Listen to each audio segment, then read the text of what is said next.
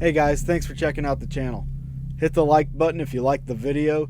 Don't forget to subscribe. And also, remember to hit that bell for notifications for when we drop new videos.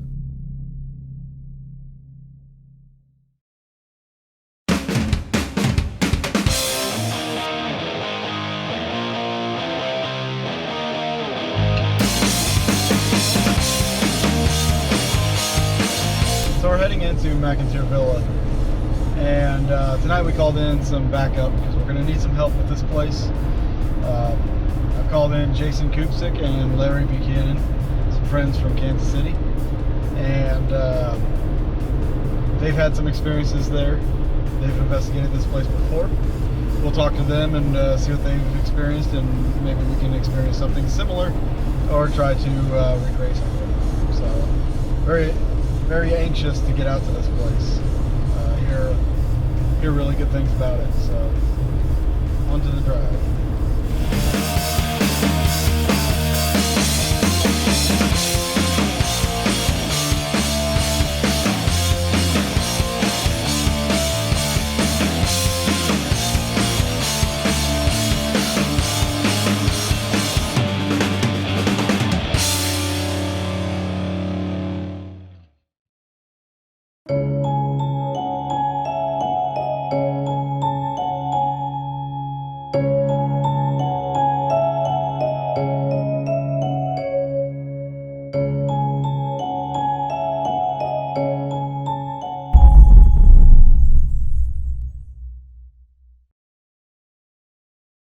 My name is Stephanie Neal, and I own the McInteer Villa, purchased it January 18th, 2018. I stayed at a different location and was told there's a house for sale in town that was haunted. And not only did people say it was haunted, it's on the haunted trolley tour. It's what the Chamber of Commerce in Atchison uses as their promotions for their haunted trolley tours or haunted season. So the previous owners, when they passed away, their 4 children, they did haunted events here. So it was already known as being haunted. So I didn't have to just hope it was. There was already evidence that it was haunted. John McIntyre built the house in 1890, but it wasn't long before the first death was recorded. In 1891, John's wife Alice would pass away. He remarried in 1895 to Anna, and she had 3 sons from a previous marriage. Her youngest son is the only son that moved here with her. So we have Alice, the first wife. The second wife's mother, Anna, passed away in 1898. We have Mr. McIntyre passing away in 1902. After Mr. McIntyre passed away, Anna's brother, Judge Charles Conlon, moved into the house with his wife, May. So we have Judge Conlon living here with his wife. We have Anna, and we have her son, Charles. After Anna passed away in 1916, Charles continued living here. His uncle Charles continued living here along with May. Charles Donovan, which was Anna's youngest son, he joined the service in 1918. He went to France. He contracted the Spanish flu. He was never in battle. He was home in 1919, never got over his symptoms. He committed suicide October 10th, 1922. 1924, Uncle Charles, the judge, he sold the house, and it became a boarding house from 1925 until 1952. I've read one article, and it said that Charles had supper. He complained of a headache. He took a headache tablet, went upstairs to his room. We don't know which one was his room. We kind of guess one of 2 rooms. His Uncle Charles heard a gunshot 5 minutes after Charles went upstairs to his room. He shot himself in the right temple with a .22 caliber rifle, and it lodged in the left side of his brain for 2 hours, and then he passed away. We think it's in one of the rooms that we now have as a library, or it's in one of the bathrooms. There are 2 bathrooms upstairs, but they used to be connected, and it was one big room. So I think it was in one of those 2 rooms. I'm not sure. Yep, in 1952, Isabel Altus, or her nickname was Goldie, she lived here by herself from 1952 to 1969. Her hopes were to restore the home from boarding house to, I believe, back to what we've done, to the early 1900s.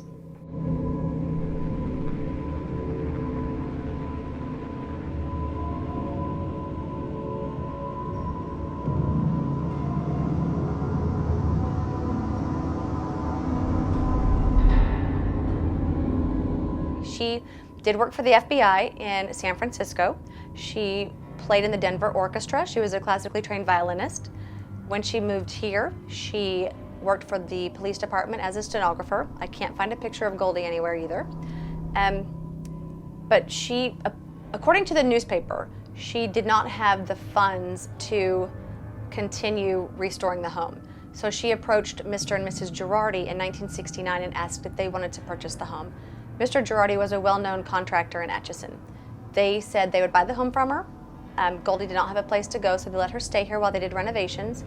And 3 months into the renovations, the lady across the street hadn't seen Goldie for a few days, and so she called the police. And the police called Mr. Girardi, and he came in and found her dead in her rocking chair. And she'd been dead for about 24 hours. This is Goldie's parlor. Goldie died in this rocking chair. We were told that it rocks on its own. I have not seen it. Okay. But we've also been told that Goldie plays with the back of your hair. She was dead for about 24 hours. She died in December, well, the newspaper says December 21st, but she died December 20th, I believe. Oh, so after the Girardis moved in, they didn't actually move in until 1976.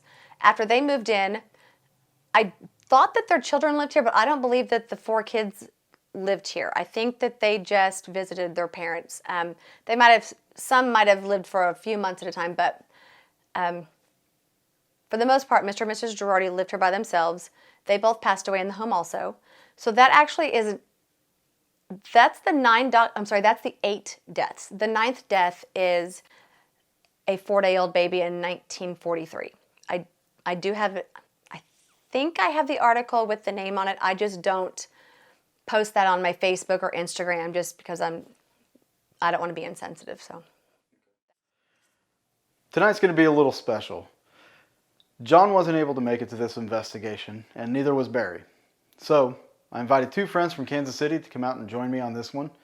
They've investigated here before, and they've also had their own experiences. My name's Larry Buchanan. My association with this house goes back quite a while to the previous owners.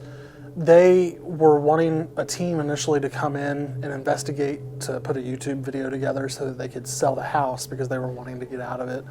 And they wanted the house to be known kind of for the paranormal activity that was happening here. So Rick and I, along with Steve Hayes, came in and filmed an episode for YouTube. And the owner of the house currently, Stephanie, saw that video, was intrigued by the house, and she ended up buying it. Now it's a pretty well-known haunted attraction, and she's done some pretty amazing stuff with this place. My name is Jason Kupsik, and I met Stephanie through the Kansas City Paranormal Conference. Now I can't remember if I came and investigated first or if I met her at the conference first and then came and investigated. Not quite sure. It was several years ago now. So yeah, that's how I know of this place and started investigating here. Rick and I were doing an initial walkthrough of the house with the owners before we started filming for the YouTube series. And there's a break room type room on the 2nd floor. It's kind of weird. It's in between some bedrooms and it has like a little kitchen, but it's no bigger than like your half bathroom size. Well, as we were walking through, they were telling us a story about a clock hanging on the wall that their mother would come home and find open all the time or hear going off, and she would always have to come in and shut it and lock it. And we pointed to the clock that was on the wall, and Rick opened it and was playing around with it. Well, we came back the next time to investigate once the video was done to show the clients the video and make sure it was okay with them and whatnot. And we started asking them, you know, where did that clock go? Because it's not there anymore. And all of them looked at us like we were nuts, and we were like, you know, what's wrong? We're just asking what happened to that clock because we remember it being such a prominent story. And they said that clock hasn't been hanging in that room for 20 years. They took it down, and they're like, you did not see a clock in there. And both Rick and I looked at each other and we're like, yeah, we opened it up. We looked at it. It was there. What happened to it? And they're like, it's been gone for 20 years. We don't know what you saw or what happened, but there should not have been a clock there. These days, I just like to experience places. I do like to run audio, and we've been doing this thing that's called the Estus experiment or whatever. That's fun to do. I still don't know what to think about it. It's got some interesting results. But moreover, the last year or so, I seem to be more perceptive. I don't really know how to describe it. I'm starting to see figures and lights and stuff even in my own home. And I don't know what it is. But I haven't investigated here since that started. So I'm curious what that might add to my experience here tonight. Of experiences that have happened to me personally, I feel the most uncomfortable down in the basement. I don't know why. Just the fact that maybe it's an old stone basement with a dirt floor type of thing. It seems like there's activity no matter where you go in the house. So it's kind of hard to say like, hey, this spot's more active than another spot, because I've caught EVPs, I've seen things in almost all the rooms, except the attic. The attic, I've never really experienced anything up there. So in the basement, I saw a black, fluffy, like ball of smoke moving around below his chair. And that's actually something that I've experienced in several places, not just here. It did look a little bit different, if I remember right here, but I have experienced that in other places. I want to get the point across that people that come to locations like this, such a historic, old, beautiful place, that she has done an amazing and phenomenal job just putting back the way that it was, you know, hundreds of years ago, or not hundreds of years, but 100 years ago. Come in with respect and dignity. Definitely check it out. One of the things that I love about this field is you get to experience these great historic places, no matter what the paranormal activity might be. Places like this need to be preserved. You could come in and check it out. You're part of history with an added bonus. You might experience something unknown. We've had, well, when we first bought the house in January, we didn't have our first overnight until June. So we were here quite a bit, getting things. We brought in all the furniture, the light fixtures, things like that. So we were here a lot. My husband and I, we heard lots of voices, lots of slamming doors, even though nothing would have been moved, like just slamming doors, lots of footsteps, to where he actually thought someone's in this house. But people still hear footsteps, quite a bit of footsteps, and they're heavy, like heavy boots. You can hear them coming towards you or away from you. It's mostly on the second floor. Lots of times it's coming down this main staircase. People being touched, people hearing voices, male voices, female voices, kid voices, growls, feeling uncomfortable, just feeling like you're being watched. This is Esmeralda. She's a haunted doll. She has human hair. Oh, crap. So, yeah, I was told to put her in a case because she was not nice. I don't find her creepy. A lot of people do. She just looks creepy and everything, but like... Yeah. But yeah, I had a girls' night here, and I was sitting right there, and I said, are you happy we're all in here? And my recorder didn't pick it up. Nobody heard it, but it's on my phone downstairs. The security camera picked it up. It said, no, I'm not, stupid dumb bitch, and an evil laugh. But that laugh has been picked up in the basement, the master room, and 2 weeks ago it was picked up in the dining room. So it's all over. No one's ever heard it with their ears, just on their recorders. Huh. One person, I believe, got slapped in the attic. I have a picture of, I was actually here that night because otherwise I wouldn't have believed it. But she felt a sting on her face, and there's a handprint, but it was dark. I don't know. That's the only violent, I guess, thing that's been reported. We were given permission to open the doll case to see if the connected entity had any effect on the location. Before you guys do this, I would just like everybody to know that I've had a good life. What are we doing? Opening that haunted doll case that Stephanie was told to keep locked up. I don't regret anything. You guys have been awesome friends. Just saying. Alright, Missy. He's about to propose. That lock it or that unlocks it?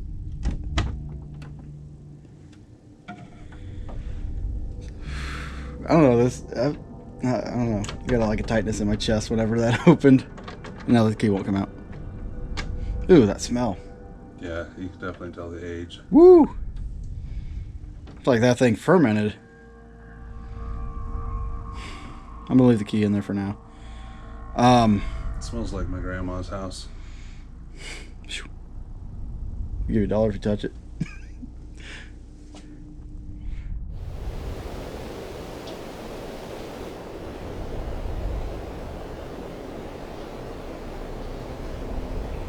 Why do people think that this is haunted? Are you asking me? No, I'm just saying in general. You guys hear that bang? Huh? You guys not hear that bang? No. Someone came outside the room.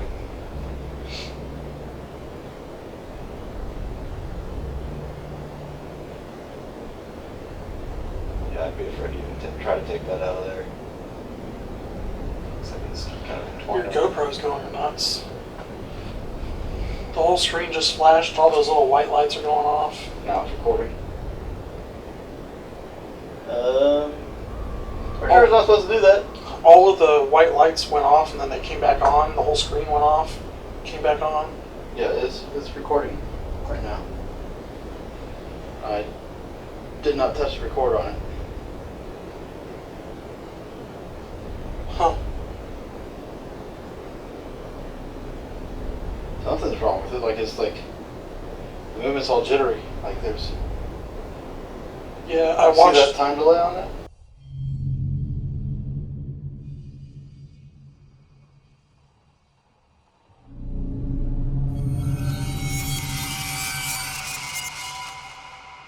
The screen was off. It came on. All 6 of the white lights on the screen came on. Then they all went off, and 2 of them came on. Oh my God, you guys can't see this. Watch this delay. Like that shouldn't be like that. It's lagging pretty bad. Yeah, and then it just goes off. That's weird.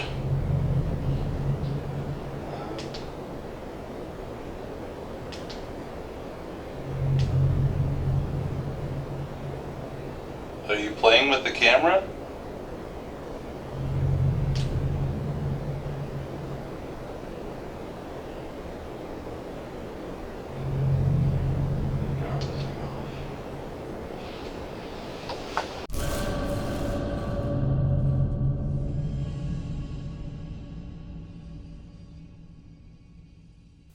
We decided to try an Estes session, in the room where it is thought that a man had committed suicide by shooting himself in the head.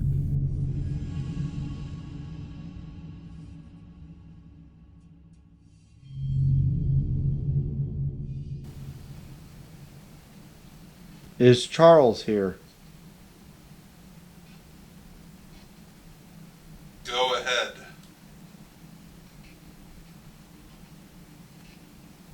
Go ahead with what?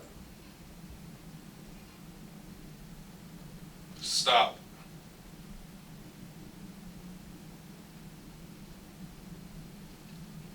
Is there something you want us to do?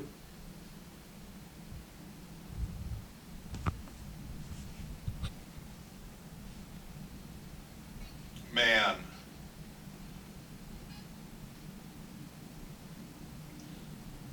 Was there a man named Charles who shot himself in that room? Blood. Why did he shoot himself?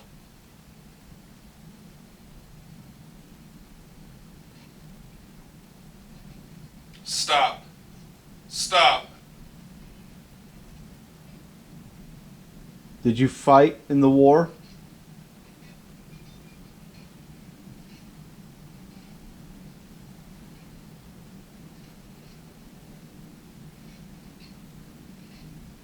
The way he said that was kind of like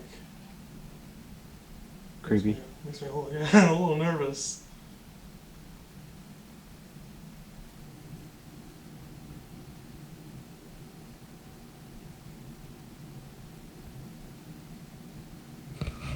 What are we supposed to stop?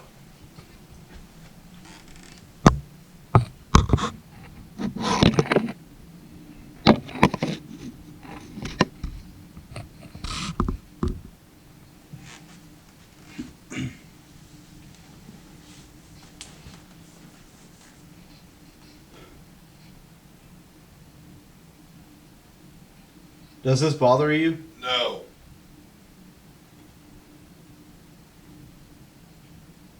What does bother you?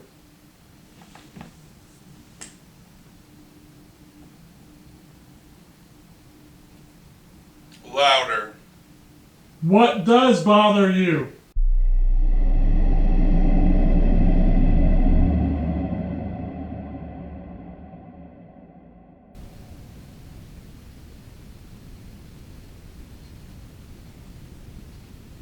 Basement. What happened in the basement?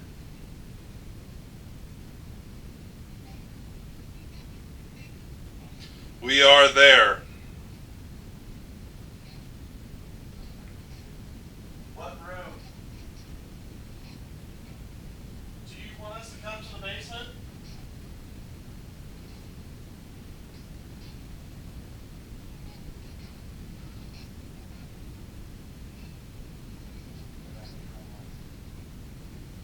Someone to talk to. In the basement. Keep going. Oh, I'm gonna go down to the basement. okay. I was too scared to.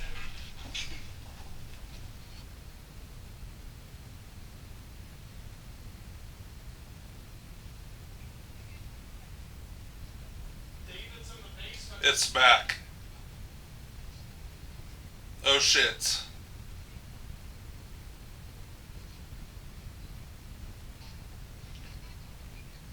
Peace.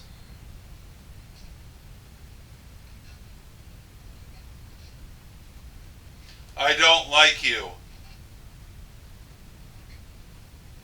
don't like who? Oh no.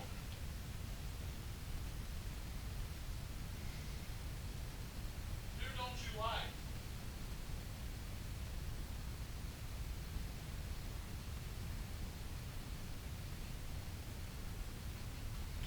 What are you?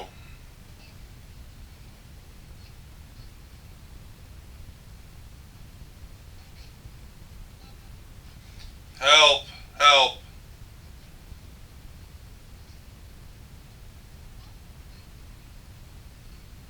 Do you not like David in the basement? I'm coming. After I went to the basement, the responses from the Estes session got interesting. It seemed as if I were being perceived as a ghost. While none of it can be truly validated, it does make me wonder about our interaction with the other side. The rest of the session can be seen with a link in the description below. After we wrapped up the session, we checked out the rest of the house. Then, we went to the attic.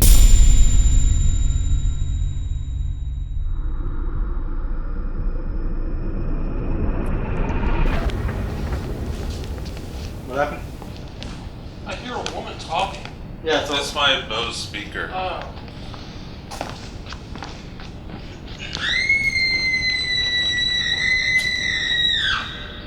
For those of you wondering,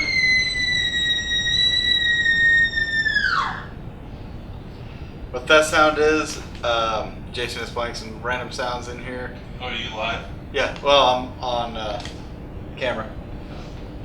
Jason's playing some random sounds up here to elicit response. So, we'll see how it goes.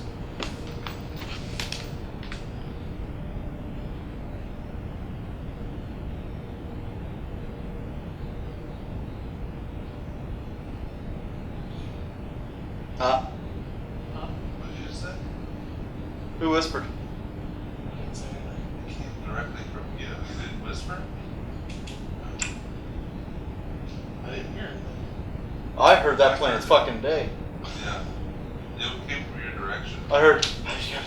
Yeah, I thought you were saying something to us. No? Turn your light over here.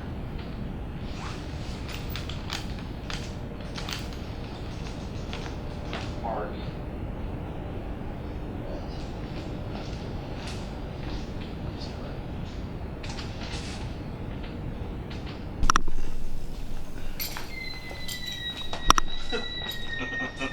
I heard that.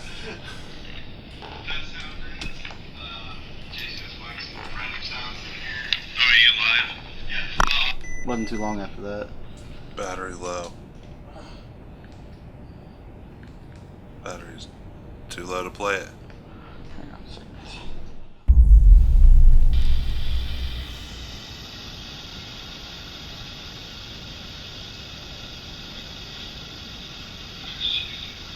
I'm shaking. I'm shaking. That's not me.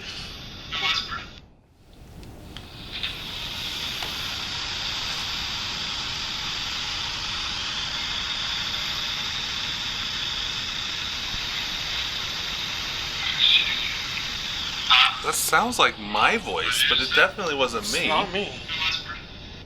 Yeah, and I responded to it. Yeah. What did you just say?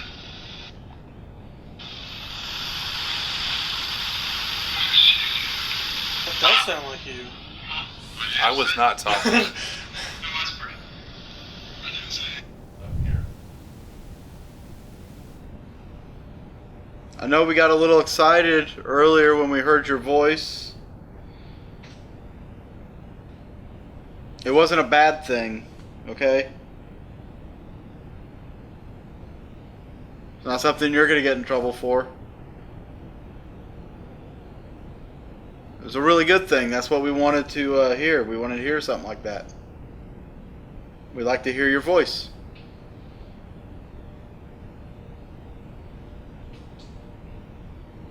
Do you think you could do that again?